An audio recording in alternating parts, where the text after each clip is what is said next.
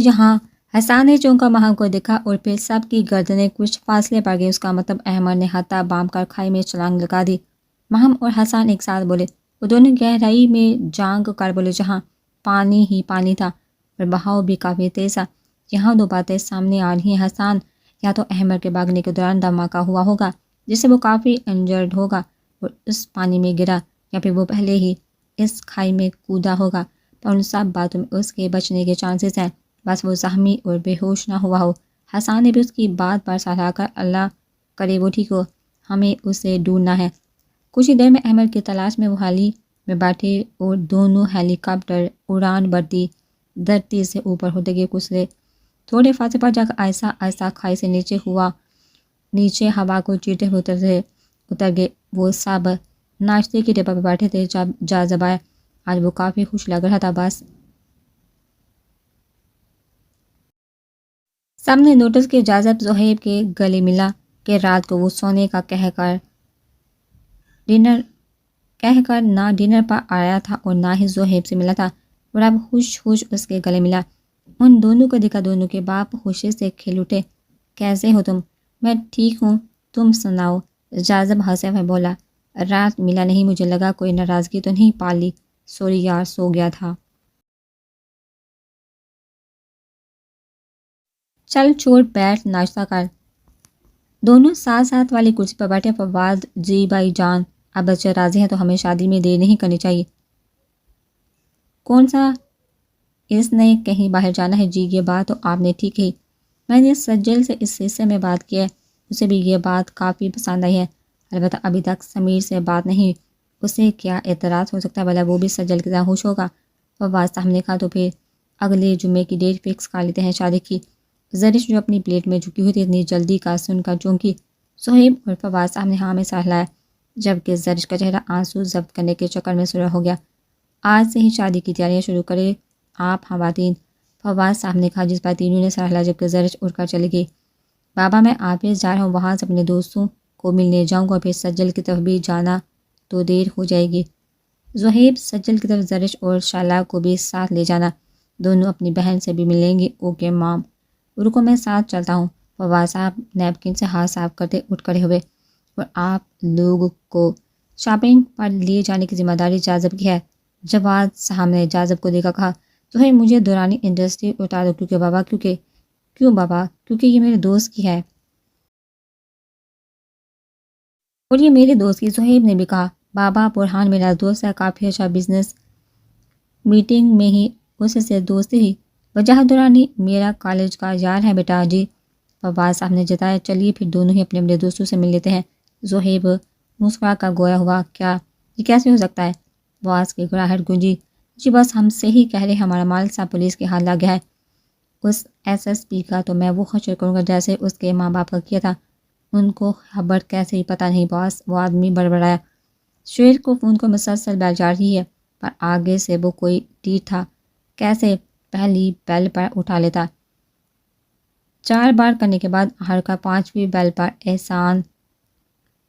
احسان کرنے والے انداز میں فون اٹھا لیا گیا۔ ہیلو بول، شیر جانتا تھا اس کی نیند میں ڈوبی آواز ہے، شیر مال تم لوگوں کے حوالے کیا تھا تو پولیس کے ہاتھ کیسے لگا؟ دیکھ باس، یہ تیرا مسئلہ تو سوچ، ہم نے کل ہی مال تیری بتائی ہوئی جگہ پر بھیج دیا تھا جس کی نگرانی شانی نے کی تھی، ہمارا کام پولیس سے بچا کر اسے جگہ پہنچانا تھا۔ مال کہاں گیا، کون لے گیا، پولیس کیسے پہنچی، یہ تیرا پرابلم اپن کا نہیں۔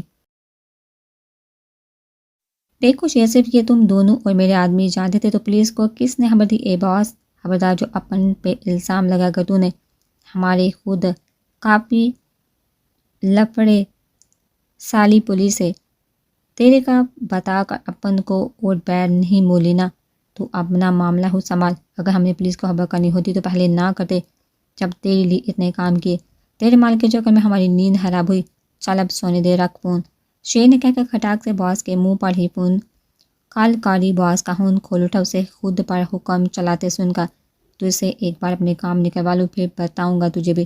شیر دل باس فون کو دیوار میں مار کر برہم ہوتا بولا، اس ایس بی سمیر شاہ کا بتاؤ باس، ہمارے آدمیوں نے ان پر کافی فائر کیے، اس کے کافی سپاہی زخمی ہوئے ہیں، اور وہ اس کا نہیں پتا کس چیز کا پتہ بھی ہے تمہیں؟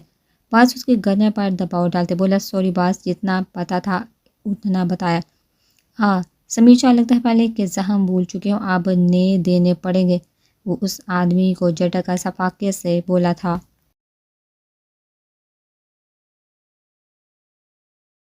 وہ لوگ پانی کی سطح سے چند فٹ اوپر اٹھتے ہوئے آج مل کے ہیلی کاپٹر میں بیٹھے آس پاس کا جائزہ لیتے۔ یہ بہت بڑی جھیل تھی جس میں پانی کا شور اور تیز بہاؤ اوپر نیچے لہروں سے اٹکیلیاں کرتا اپنی موج میں رواں تھا۔ چشمے سے نکلتا پانی اونچائی سے جھیل میں گر رہا تھا، جھیل کے کناروں جاگ رہا تھا۔ صبح کو اجالا پھیل چکا تھا۔ صبح یہ منظر انتہا کا پیارا، دل موہ لینے والا تھا۔ جھیل کے پاس جنگل تھا جس میں لمبے درخت اس قدر حسن میں مزید اضافہ کر رہے تھے۔ ایک ہیلی کاپٹر ان درختوں کے اوپر سے گزر رہا تھا جس میں فوجی جوان دوربین کا استعمال کر کے احمر کی تلاش میں تھے۔ جبکہ صبح کا یہ نظارہ حسان ماہ پر کوئی اثر طاری نہ کر سکا، نہیں بس اپنا دوست چاہیے تھا۔ جھیل میں کافی فاصلے پر جا کر کافی چھوٹے بڑے پتھر تھے۔ کافی تعاقب کے بعد حسان کی نظر ایک جگہ پر ٹک گئی۔ یہ جھیل کا وہ حصہ تھا جہاں پانی کا بہاؤ کم تھا کیونکہ درمیان میں پتھر پڑے تھے۔ انہی پتھروں سے اٹکی کسی وجود پر گئی۔ پائلٹ نیچے کرو فوراً۔ حسان اونچا بولا۔ ایک تو ہوا کا زور اور اس میں ہیلی کاپٹر کے گھومتے پڑوں کی وجہ سے آتی آواز ان کی وجہ سے کافی شور تھا۔ وہاں اس طرف لو، ویئر سر، رائٹ سر۔ وہاں حسان ماہم نے پوچھا۔ وہ کیونکہ لیفٹ سائڈ دیکھ رہی تھی اس کے چلانے پر چونکہ ماہم وہ دیکھو وہاں۔ او مائی گاڈ احمد! ماہم اس وجود کو دیکھ کر چلائی۔ پائلٹ کافی نیچے لے آیا تھا۔ احمد کو دیکھا ماہم ہوچی سے چیخی۔ احمد پتھر کے آدھا پانی میں ڈوبا ہوا تھا، اس کا چہرہ باہر تھا۔ یہاں پانی کم تھا، نیچے کافی پتھر تھے۔ اس کا سر کسی پتھر پر پڑا تھا جس کی وجہ سے چہرہ صاف باہر تھا۔ ماتھے سے نکل رہا خون اس کے چہرے سے ہوتا ہوا گردن تک لگا تھا۔ یقیناً اسے چوٹ لگی تھی۔ ہیلی کاپٹر چند فٹ اوپر ہوا میں رک گیا۔ حسان اور 2-3 آدمی جوان رسی کی مدد سے نیچے سرکے اور باری باری اس پتھر پر اترنے لگے، جبکہ باقی 2 نے مضبوطی سے رسی تھام رکھی تھی۔ وہ جلدی سے اتر کر احتیاط سے نیچے آئے۔ احمد جا رہا۔ حسان اس کے چہرے کو دونوں ہاتھوں کے پیالے میں لے گا، خوشی سے بولا، پھر جھک کر اس کے ماتھے پر لب رکھے۔ تب تک دوسرا ہیلی کاپٹر بھی جھیل کے کنارے تھوڑے سی صاف جگہ پر ٹیک آف کر چکا تھا۔ کچھ جوان جلدی سے سٹریچر لے کر آئے اور دیکھتے ہی دیکھتے چند سیکنڈوں میں اس پر احمد کو ڈال کر واپس کو دوڑے۔ احمد کی نبض نہ ہونے کے برابر چلی تھی، جیسے سانس رک رک کر آ رہی تھی۔ جلدی سے ہاسپٹل لے جانا تھا اور کچھ ہی منٹوں میں وہ ریسکیو کر کے ہیلی میں بیٹھے جو اپنی مطلوبہ سمت اڑان بھر چکے تھے۔ فواد صاحب وجاہت کے آفس بیٹھ گئے جہاں وہ ان کا اور آئی جی کمال کا انتظار کر رہے تھے۔ السلام علیکم۔ صہیب نے برہان کے آفس کا ڈور ناک کر کے اندر لاتے ہی سلام کیا۔ وہ جو لیپ ٹاپ پر کچھ کام کر رہا تھا صہیب کو دیکھا مسکرایا۔ وعلیکم السلام۔ برہان اپنی سیٹ چھوڑ کر اس کی جانب آیا۔ کیسا ہے تو؟ دونوں ایک دوسرے سے مل کر جدا ہوئے جب صہیب نے پوچھا، فٹ فاٹ کیا چھاپا مارا ہے تو نے؟ بتا دیتا اپنے آنے کا، تجھے پک کرنے آتا۔ برہان اس کے بازو پر پانچ مارتے ہوئے بولا، بس تیرے چہرے کی خوشی دیکھنی تھی اس لیے نہیں بتایا۔ ہاں میں تیری مسز ہوں جو تجھے دیکھ کر سکون ملنا تھا۔ چل تو کہتا ہے تو بنا لیتا ہوں مسز۔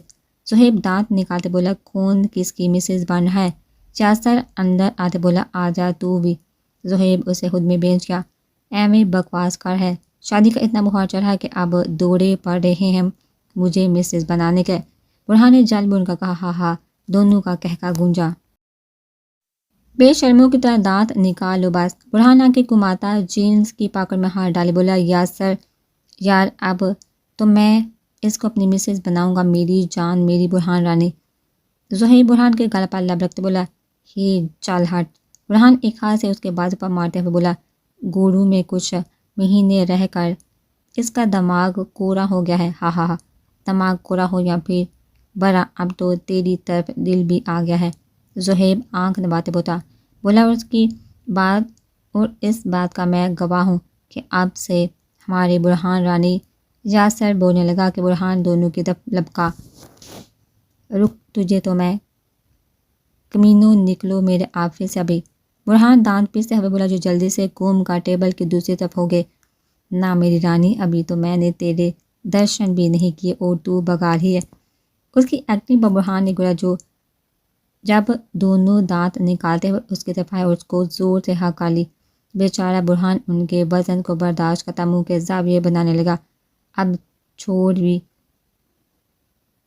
وہ چمٹ ہی گئے ہوں۔ جب برہان سے برداشت نہ ہوا تو غر آیا۔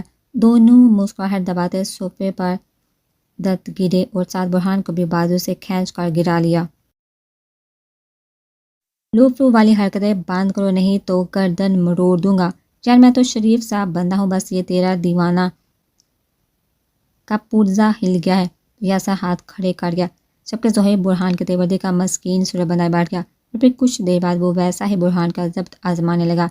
یوں ہی مستیاں کرتے وہ ادھر ادھر کی باتیں کرتے اٹھے اور وجاہت صاحب کے آفس کے جہاں ریفریشمنٹ کا انتظام تھا۔ زیبی تم کب آئے؟ اپنے گھر میں ان تینوں کی آمدی کا سجل ہوش ہوتی آگے بڑھی۔ کل آیا تھا؟ کیا تم کل آئے اور مجھے بتایا تک نہیں؟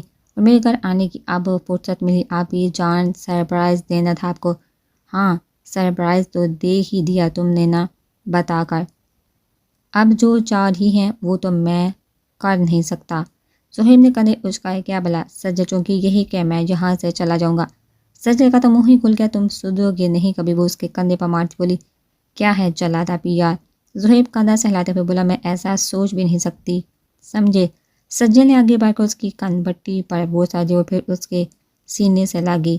اگر ملنا ملانا ہو گیا ہو تو غلطی سے ہم بھی آئے ہیں۔ ان دونوں کو دیکھا کب سے کڑی شالہ کے ساتھ زرش نے اپنا بھی احساس دلایا۔ ہاں پتہ ہے تم بھی آئے ہو، سجل کہتی اسے سے ملی جب نظر ساتھ کھڑی شالہ پر گئی۔ جہاں زرش ہو اور جلن نہ ہو، امپاسبل۔ زہیب نے کہا جب زرش نے گورا۔ کیسی ہو شالہ؟ ویلکم۔ سجل مسکرا کر اس کے گلے ملی۔ میں ٹھیک، آپ کیسی؟ آؤ بیٹھو۔ سجل اس کو دیکھا خوش ہوئی جو اس کے گھر پہلی بار آئی تھی۔ وہ تینوں لاؤنج میں بیٹھے۔ ماما بابا کیسے ہیں؟ ٹھیک ہے آپ ہی۔ بابا آفس اور ماما تائی کے ساتھ۔ سرو رومی کدھر ہے؟ تمہارے سرو رومی نے اپنی پھوپھو کے ساتھ کمرے میں بھونچال مچایا ہوا ہے۔ مطلب سرو رومی سروم لے کر آیا ہوا ہے۔ وہ کیسے؟ دونوں چونکے وہ جا کر دیکھو لو، سجل نے کہا جب دونوں بہن بھائی وہاں سے اٹھ کر سینے چڑھتے سومی کے کمرے کی طرف بڑھے۔ اور بتاؤ شالہ، تایا جان کی طبیعت کیسی ہے؟ ٹھیک ہے وہ؟ شالہ مختصر سا بول کر اپنے فون میں لگے۔ سجل اس کو دیکھتی اٹھی کہ ان کے کھانے کا انتظام کروائے۔ یہ کیا ہو رہا ہے بھائی؟ زہیب اندر آتے بولا۔ نیب ماموں۔ سومی روئی سے بڑے بالو سے بیڈ سے اتر کر بھاگا اور زہیب کی گود میں چڑھ کر گردن کے گرد حصار باندھا۔ کیسے ہو سرو رومی؟ اور یہ کیا برفانی بالو بنے ہوئے ہو؟ نیفائی کر رہے ہیں۔ سومی بات بدل گیا۔ واہ نیفائی ہو رہی ہے؟ ایک بات بتاؤ ذرا، یہ نیب اور نیفائی کیا ہوتی ہے؟ ذرا دونوں ہاتھ کمر پر ٹکائے بولی۔ نرش آن بھائی ماشاء اللہ، لوگوں کے بانجی بھتیجی اس عمر میں لگاتے اور میرا نمونہ ان کی جان نہیں چھوڑتا۔ چپ، سیدھا نام لو۔ نیب ماموں۔ نرش آن مارتی۔ اوئے جٹھو کے پیر۔ کب مارا؟ میں نے تو اشارہ بھی نہیں کیا۔ ایمان بیڈ کے قریب کھڑی تینوں کو دیکھ مسکرا رہی تھی۔ نرش آنی، زرش آنی بس۔ سومی غصہ ہوا۔ تومی، زرش نے بھی حساب چکتا کیا۔ زرش بات کرو، کیوں میرے بھتیجے کو تنگ کر رہی ہو؟ ناٹ تھومی آئی ایم سومی۔ انگلی دکھاتے بولا۔ ارے بس میرے ببر شیر، نیچے کر یہ انگلی۔ زہیب اس کے گال چومتے بولا اور اس کے بالوں میں ہاتھ ہلا کر روئی جھٹکی۔ پہلے نام تو صحیح لو۔ اور یہ شومی کیا ہوتا ہے؟ تھومی ہوتا ہے، اور کبھی کبھی دومی بھی۔ زرش نے کسی دادی کی طرح بتایا۔ اس کی بات پر ایمان اور زہیب کا کہکا گونجا، ساتھ زرش کا بھی جو بالکل بچی بنی کھڑی تھی، جبکہ ان کے ہنسنے پر سومی کا چہرہ لال ہو گیا۔ ارے بس، اگر اب تم نے میری شومی کو کچھ کہا تو پھر خیر نہیں۔ ایمان مصنوعی روب سے بولتی ان کی طرف آئی۔ سومی کا چہرہ کھل اٹھا۔ اپنی پھوپھو کو اپنے ساتھ دیکھا۔ السلام علیکم بھائی۔ بڑی جلدی سلام نہیں کر لیا؟ زہیب نے مسکراہٹ دباتے کہا۔ سوری بھائی، آپ سومی سے مل رہے تھے؟ اور پھر زرش کی بحث میں نہیں بولی۔ زہیب نے اس کے سر پر ہاتھ رکھا۔ وعلیکم السلام گڑیا آپ کا بھائی آج سے 24 سال پہلے آیا تھا۔ اس کی بات پر ایمان کھلکھلا اٹھے۔ جانے من یہ کیا حالت بنائی ہوئی ہے؟ زرش ان کے کمرے کو دیکھا بولی، جہاں ہر طرف روئی ہی روئی تھی۔ وہ ایمان کے گلے ملتے بولی، جبکہ زہیب سومی کو اٹھائے صوفے پر بیٹھا چھوٹی چھوٹی باتیں کرنے لگا۔ ہم سومی کے کمرے کی صفائی کر رہے تھے، پھر سومی نے فرمائش کی تو بس سنو فالنگ کر رہے تھے۔ واہ، بڑی اچھی سنو فال کروائی۔ زرش بیڈ پر روئی کو اٹھا کر بولی، کافی سافٹ ہے برف، نرم نرم سی۔ آج پتہ چلا کہ برف گرم بھی ہوتی ہے اور ہم اپنے کمرے میں بھی کر سکتے ہیں۔ زرش نے ایمان پر روئی پھینکی اور پھر چاروں مل کر ایک دوسرے پر پھینکنے لگے، جبکہ زہیب رومی سومی کو ایک ہاتھ سے اٹھا کر بیڈ پر پڑی روئی میں یوں گھمایا جیسے کوئی گیند گھما رہا ہو۔ اس کی حرکت پر چاروں کھلکھلا کر ہنس رہے تھے۔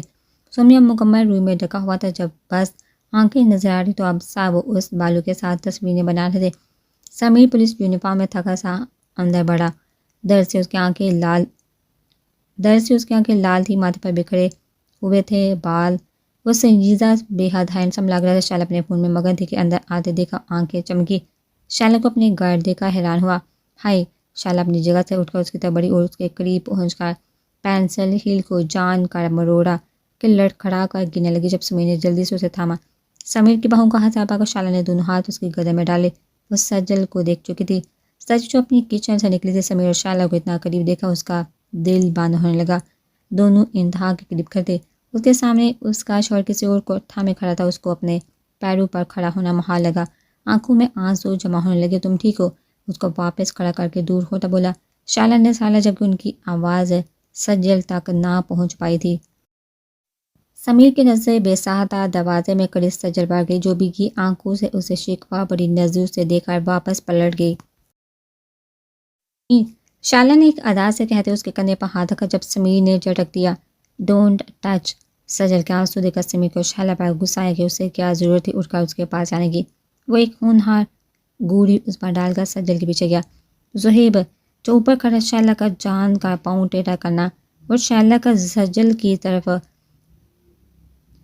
جلا دینے والی مسکراہٹ دیکھ کر سمیر کے قریب ہونا سب دیکھ چکا تھا، اور اپنی بہن کی حالت دیکھ کر کڑے تیوروں سے نیچے آئے۔ کون ہو تم؟ ہاں، خود کو کوئی خور پری سمجھتی ہو جو آسمان سے اترتی لڑکھڑا کر باہوں میں آ گری؟ آج جو حرکت کی ہے نا، اگر کبھی ایسی ہی دوبارہ کی یا کسی کی باہوں کا ہار بنی تو ہاتھ پاؤں توڑ کر رکھ دوں گا۔ تمہاری وجہ سے میری بہن کی آنکھوں میں آنسو آئے۔ شکر کرو سمیر بھائی نے تمہیں بخش دیا، نہیں تو اپنی بیوی کو ہرٹ کرنے والے کا وہ جو انجام کرتے ہیں کہ اگلا تڑپ اٹھتا ہے۔ مجھے تمہیں لے کر ہی نہیں آنا چاہیے تھا، پہلے ہی دن میں تمہارے رنگ دیکھ چکا ہوں۔ دل تو کڑا ہے، اب بھی اٹھا کر پھینک آؤں۔ بکواس بند کرو، تم چیپ انسان ہوتے کون ہو مجھے بتانے والے؟ اپنے کام سے کام رکھو۔ میرا پاؤں پھسلا تھا بس، اور تمہاری بہن جلسی میں رونے لگی۔ پہلے دیکھتی تو صحیح، اور میں کیا کر رہی ہوں؟ کس کی باہوں کا ہار بن رہی ہوں؟ تم اس سے دور ہو، تمہاری پابند نہیں۔ میرا باپ بھائی موجود ہے پوچھنے کے لیے۔ میں تو تمہاری شکل دیکھنا بھی گوارا نہیں کرتی، جا کے تم جیسے کدو سے ڈروں گی۔ اگلی مرتبہ شائلہ سے الجھنے کا سوچنا بھی مت۔ شائلہ اسے سنا کر باہر لان میں چلے گی، جبکہ زہیب مٹھی بینچ کر رہ گیا۔ تمہیں ایسی تمیز سکھاؤں گا، دوبارہ اس طرح بات کرنے کا سوچو گی بھی نہیں۔ وہ اپنی ہی حالوں میں بولا۔ سجل کچن میں آتے ہی وہ بوا کو دیکھا وہیں رک گیا۔ جی روم میں آؤ، میں کام کر رہی ہوں، میں بھی کام کے لیے بلا رہا ہوں، فوراً آؤ۔ وہ روب اور تحکم سے آنے کا حکم سنا کر واپس پلٹ گیا، جبکہ سجل نہ چاہتے ہوئے بھی کچھ دیر بعد کمرے کی جانب بڑھی۔